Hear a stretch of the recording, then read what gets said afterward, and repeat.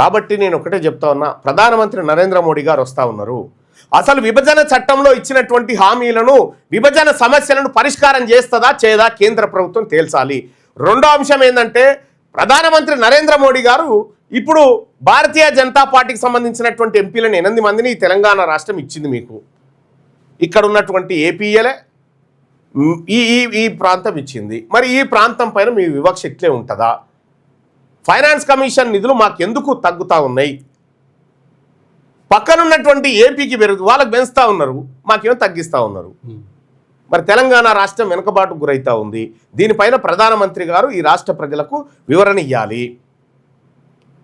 ఈ తెలంగాణ రాష్ట్రం ఎక్కువ పన్నులు చెల్లిస్తున్న మాట వాస్తవం కాదా? ఎక్కువ పన్నులు మా దగ్గర నుంచి తీసుకొని తక్కువ మాకిస్తారు. బీహార్, ఉత్తరప్రదేశ్ ఎత్తుకపోయి బీహార్ వాళ్ళు పావుల ప్రధానమంత్రికి ఇస్తే ప్రధానమంత్రి గారు రూపాయి బీహార్కి ఇస్తా ఉన్నాడు. మన రూపాయి ప్రధానమంత్రికి ఇస్తే పావుల మనకి ఇస్తా ఉన్నాడు. ఇంకో ఇది తేడా.